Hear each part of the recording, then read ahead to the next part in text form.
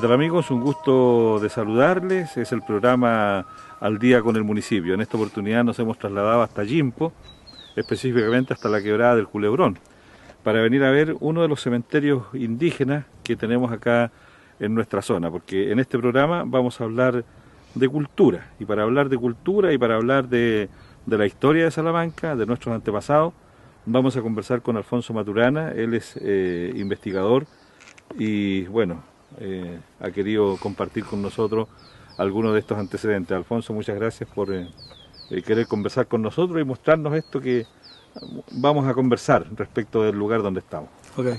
Estamos en un lugar, un cementerio indígena. Nosotros nos costó un poquito ubicarlo, pero Alfonso, como sabía la ubicación, hay algunos vestigios, encontramos algunos restos óseos, Alfonso, también algunas cerámicas. ¿Qué podríamos decir respecto de este cementerio? Este cementerio, en principio, corresponde a dos etapas en términos de sepultaciones, en términos de personas enterradas, digamos. Aquí en este sector, primeramente, hay antecedentes, de acuerdo a lo que se ha encontrado en superficie, que era un cementerio indígena. Todo este territorio, todo este sector. Pero posteriormente, a principios de siglo, a fines del siglo XIX, producto de las pestes y del virus exentemático que se moría tanta gente, las autoridades tenían que ubicar cementerios donde enterrar a los muertos por estas pestes. Un poco alejado de la población. Exactamente. Y en este mismo cementerio que tenía en ese tiempo, por conocimiento de la población, algunos antecedentes de que aquí los indígenas enterraban a sus muertos, decidieron enterrar a los muertos por la peste, aquí mismo donde estaban enterrados los indígenas antiguos, digamos. ¿Estaba ya el cementerio de Salamanca, Alfonso, todavía? No, todavía no existía. Solamente existía el cementerio del Tambo. Ya no existía el cementerio de Salamanca, que en principio era de la Iglesia Católica. Perfecto. Y aquí traían entonces las personas que morían por la peste. En ese entonces se conocía como la peste. Exactamente. Y esto, cuando fue usado para la peste, fue circundado por una pirca, que todavía se encuentran los restos, pero después de pasados los años se han ido destruyendo, se han ido derribando las pircas. Entonces quedan muy pocos vestigios hoy día. Pero todavía, fíjate que si uno observa con detención, hay algunos montículos de piedra, que es un poco la usanza que se hacía antes para identificar dónde enterraban a uno de sus deudos. Exactamente. Y más que eso, son los restos más pequeños que hay de cerámica y restos también de huesos, restos óseos. Entonces aquí, cuando se ha venido a hacer una investigación superficial, se ha encontrado cerámica que es indígena y cerámica que es histórica, que es, digamos, restos que quedan de los tiestos donde los familiares de los enterrados por el virus les colocaban flores a los tiestos de greda. Sí. Entonces hay cerámica indígena y tiestos de greda que pertenecían a los tiestos donde les colocaban flores a los muertitos. Bueno, ahora encontramos algunos restos por ahí. Exactamente. Por pequeños, ahí pero hay... Todavía. Ahora, porque esto se ha disturbado, porque pareciera que fue ocupado como para encerrar animales, porque hay mucho guano, y las pircas que antiguamente, si ustedes observan, se fueron derribando, entonces ya no queda mucho vestigio de lo que antiguamente era el famoso cementerio de los apestados de Yimpo. Claro, ahora, ¿por qué no se habrá hecho una investigación más a fondo? ¿O por qué no conocemos esto, Alfonso? Porque en realidad nosotros no tenemos idea de varios cementerios que hay en torno a algunos poblados. Bueno, esto principalmente no se conoce por una razón, y yo voy a cometer una infidencia, voy a revelar un pequeño secreto. Resulta que aquí, en este cementerio, cuando estaba ya con mucho más presencia de las pircas, con mucha más demarcado, la escuela de Yimpo está justo aquí al frente. Sí. Y hubo un profesor en la escuela de Yimpo que empezó a escuchar de los pobladores que aquí había un cementerio. Entonces ese profesor vino con los alumnos e hicieron una excavación acá y comenzaron a sacar restos óseos. Y después que ya lo habían hecho, la misma gente, los vecinos le contaron que aquí habían antecedentes, que era un cementerio indígena, pero que también se habían enterrado acá a los apestados. Entonces el profesor, junto con los alumnos, y junto con la comunidad tuvieron que ir al hospital y allá les tuvieron que hacer una vacuna. Los vacunaron a todos para prevención, porque estaban haciendo una excavación que ni siquiera los profesionales arqueólogos la han querido hacer, digamos. Entonces por eso que esto se olvidó. A nadie O sea, se le contó esto. no es llegar y ponerse a desenterrar algo, digamos, Nada, ni por curiosidad. Ni por curiosidad. Entonces nosotros hoy día lo estamos contando desde el punto de vista de la cultura local, dado que lo hemos contado en un programa de radio, la historia de don Manuel Solís de Obando, que fue una de las personas que vino a Salamanca a prevenir el virus exentemático y que les enseñó a la población cómo digamos, lavar la ropa, cómo hervir la ropa para evitar, digamos, los huevos de los piojos que eran los que transmitían la peste, digamos. Claro, bueno, de ahí que viene la tradición, ¿no es cierto?, que todavía tal vez en el campo se usa, ya en el pueblo no, de que las señoras tenían unos tarros grandes, Correcto. donde hervían la lavaza, ¿no? Exacto. Y ahí metían la ropa, digamos, Claro. y luego de hervirla se procedía a lavar. Era por la razón que tú señalas, que con eso se mataba el piojo, los huevos, Claro. y que eran los que transmitían Este virus exentemático. el virus exentemático. Claro, entonces si nosotros observamos con más detención vamos a encontrar con mucha seguridad restos de ropa acá. Restos de ropa, restos de huesos, restos de zapatos antiguos, porque estas son las cosas que van aflorando después de pasado el tiempo y los entierros se van disturbando. Claro. Bueno, nosotros por lo general, tal como tú señalas, Alfonso, como tenemos un espacio también en la radio respecto a la historia de Salamanca, siempre tenemos mucho cuidado de no decir el lugar Exacto. donde están ubicadas ciertas cosas, no como un tema de egoísmo, ¿no? No, Ni para que la gente no sepa, sino que es principalmente porque nos faltan los vándalos, ¿no?, que se preocupan de otras cosas, digamos, que no están por conservar ciertos vestigios, sino que más bien por destruirlos, por dañarlos. claro. Y en todo caso hoy día estamos contando un poco esta historia de este cementerio porque ya está completamente disturbado, digamos. Claro. No hay vestigios que, digamos, se presenten como un inminente peligro para la población. Entonces esa es la idea, contarlo como un antecedente histórico. En todo caso también es un riesgo, digamos, que alguien venga y desentierre algo. Claro, ya sería absurdo. Este virus exentemático que tú llamas, Alfonso, ¿tuvo algo que ver con la viruela o es otra cosa aparte? No, son dos cosas distintas. ¿Ya? El virus exentemático es un virus que se transmitía a través de los piojos, de los huevos de los piojos, y antes de 1900, antes de 1880 más o menos, no tenemos que olvidar que la gente, cuando fallecía, la amortajaban. Y como Salamanca era un pueblo tan pobre, y los poblados cercanos al pueblo también eran muy pobres, la ropa del muerto era reutilizada. Se la sacaban al muerto, la lavaban y la usaba el vivo, claro, el sobreviviente. Claro. Entonces los huevos en la primavera, justamente en este tiempo, revivían y transmitían al vivo la misma peste del que había dejado el muerto. Claro. Entonces eso era el virus exentemático, que era completamente distinto a la viruela. Y de ahí que viene el dicho, cuando a alguien le queda grande un vestón, algo, era más grande el finado. Exactamente. Entonces luego el presidente Santa María, que implementó las famosas leyes laicas, ordenó que los muertos ya no debieran ser amortajados, sino que debían ser enterrados en un cajón.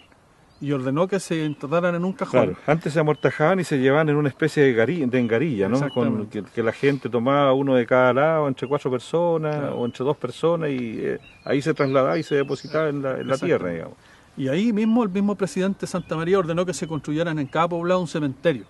Y ahí recién nace el cementerio, digamos, de El Tambo en Salamanca. ¿Ya? Y posteriormente vino el cementerio católico de Salamanca, que ahí solamente se enterraban los católicos. Claro. En el del Tambo era laico, ahí se enterraban todos, moros y cristianos. Entonces había una diferencia hasta cuando se moría la gente. Entonces, posteriormente se llegó a un acuerdo con la iglesia y ese cementerio que era católico se entregó a la municipalidad. Pasó a ser municipal, y a partir de que es municipal entonces todos tienen el mismo derecho. Exactamente, y ahí se dejó de lado el cementerio del Tambo. Claro, porque en un momento, ¿no es cierto?, tal como tú señalas, en el cementerio de Salamanca había un lugar para los católicos, y los que no eran católicos eran calificados de herejes. Exactamente. ¿no? Y se les daba también un espacio, pero era demarcado hacia allá, digamos. Claro, estaba apartado y tenía como un letrero, algo que decía para los excluidos del cielo y de la tierra, una cosa así. Era bien discriminatorio el tema. Exactamente. Claro, pero a partir de un alcalde, ¿no es cierto?, que hizo la gestión para que el cementerio fuese municipal, pasó a ser municipal, digamos. Pasó a ser municipal. Exactamente, y de ahí ya todo el mundo fue, desde el punto de vista de la muerte, visto igual. Igual. Bueno, nosotros vamos a ir a una breve pausa y regresamos desde otro lugar muy interesante de nuestra comuna de Salamanca.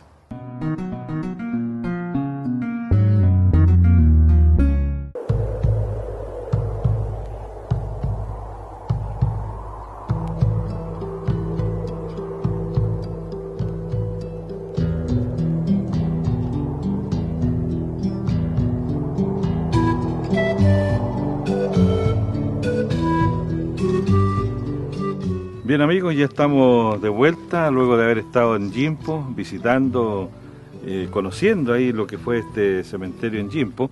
Nos trasladamos rápidamente por nuestra comuna de Salamanca hasta el sector del Tambo Viejo, el Tambo Alto, como le conocen algunas personas.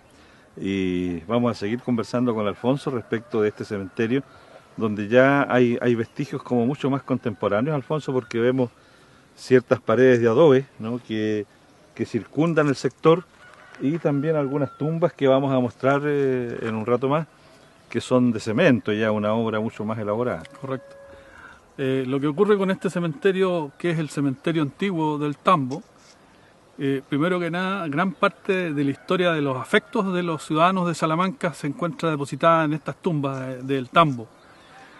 Aquí la gente venía desde el pueblo de Salamanca con sus muertitos, con sus deudos, con su ataúd o con su angarilla, con el amortajado, y lo subían hasta este cementerio, que era el cementerio en aquel tiempo católico. Aquí solamente se enterraban a los católicos, y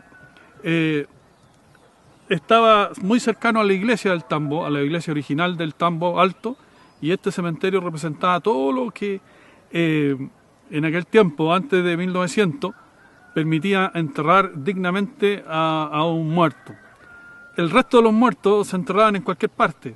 Hay lugares en donde enterraban gente en tranquilla, en camisa, en distintos lugares. Este solamente era un privilegio para los católicos hasta más o menos 1900, y posteriormente, durante el gobierno de Domingo Santa María, mediante las famosas leyes laicas, esto pasó a ser un cementerio laico, en donde se enterraban todas las personas del pueblo, y que podían obviamente trasladarlo hasta acá, porque también trasladar al muerto para acá era muy oneroso.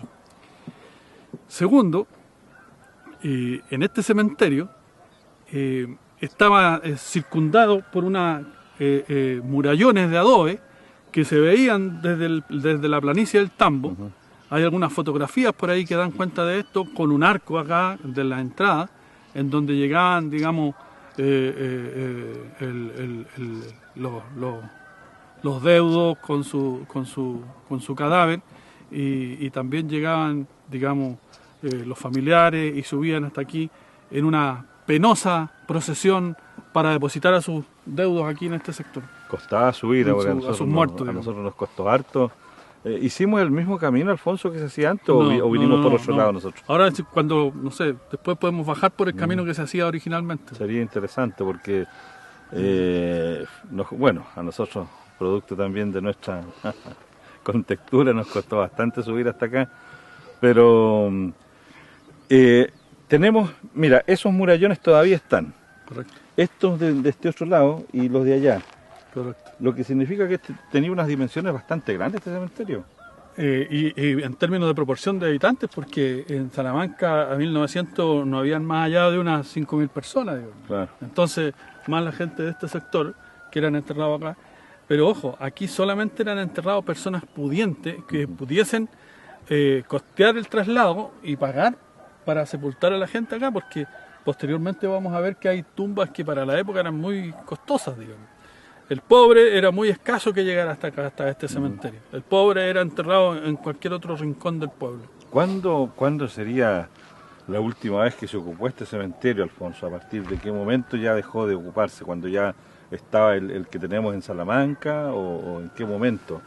¿O se siguió después del de Salamanca, se siguió acá sepultando igual? Sí, porque hubo una discordia entre el cementerio de Salamanca y este cementerio.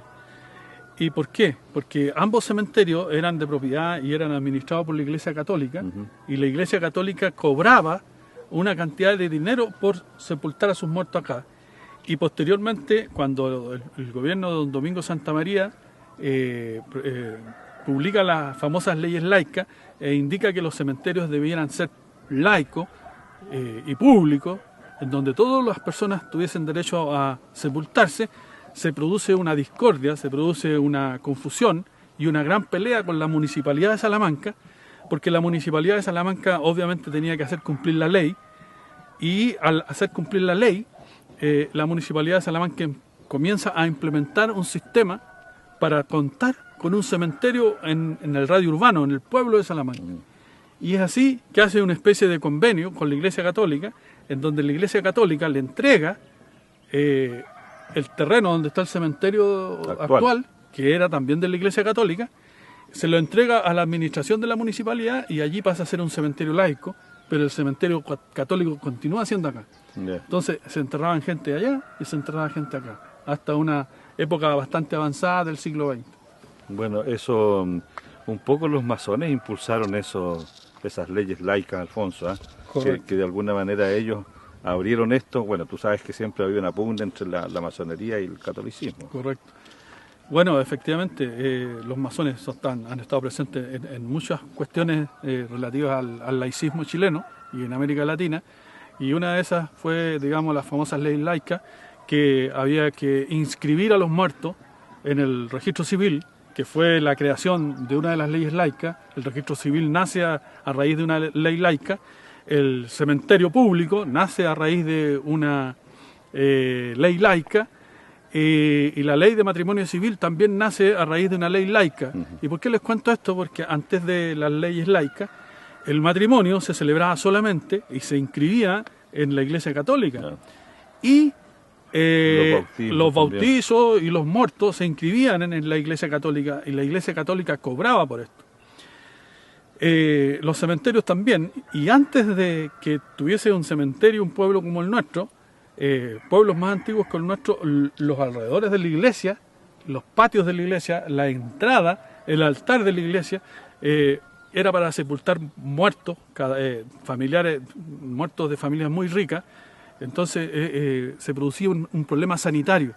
Por eso que las leyes laicas de Domingo Santamaría, el fundamento inicial es la sanidad pública y el derecho de todos a tener una muerte digna, digamos, desde el punto de vista de la fe, y si no teníais fe, a morir y a ser enterrado igual que cualquier otro claro. hombre. Posteriormente, y creo que mucho más posterior a lo que tú señalas, comenzó a ayudarse a la gente que no tenía recursos, comenzó a ayudarse ya con el tema de las cuotas mortuorias, porque había gente que no tenía para sepultarse. Correcto. Y el municipio, si tú te acuerdas, yo creo que todavía debe estar por ahí, hizo un carro con ruedas de bicicleta, claro, y se lo prestaba a la gente como carroza para que llevara a sus muertos.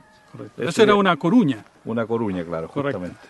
Ahora, el tema de las cuotas mortuorias nacen a raíz de, a principios de siglo, los grandes movimientos sociales, y Salamanca fue parte de esos grandes movimientos sociales, a través de ciertas organizaciones que son los principios del sindicalismo, ¿ya? Entonces, estas personas que se organizaban, que no tenían ninguna protección social, comenzaron a crear un fondo que se llamaba la cuota mortuoria, que era para efectos de que el trabajador que fallecía,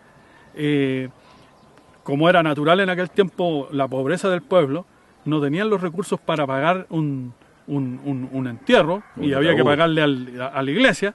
Entonces los trabajadores, de común acuerdo y por cuotas de entre ellos, juntaban un monto que se llamaba la cuota mortuoria, que se le entregaba a la viuda y que tenía como fin enterrar al muerto. Solventar esos gastos. Exactamente, que se porque este pueblo, como ustedes podrán verlo más adelante, era un pueblo muy pobre. Bueno, hasta ahí vamos a quedar porque hay muchos temas más que vamos a conversar en un programa posterior con Alfonso. Ya lo comprometimos, Alfonso, vamos a hacer un segundo programa, ¿o no? Sí, vamos a hacer ya. Vamos a hacer un segundo programa porque indudablemente que nos quedan muchas cosas interesantes que conversar con Alfonso respecto de este y otros temas. Nosotros llegamos en esta ocasión hasta aquí con este programa, agradeciendo como siempre su sintonía e invitándoles la próxima semana a otro interesante capítulo de Al Día con el Municipio. Muchas gracias, Alfonso, por haber querido conversar con nosotros. Gracias, Manuel Molina. Y muchas gracias también a usted por su sintonía. Buenas noches.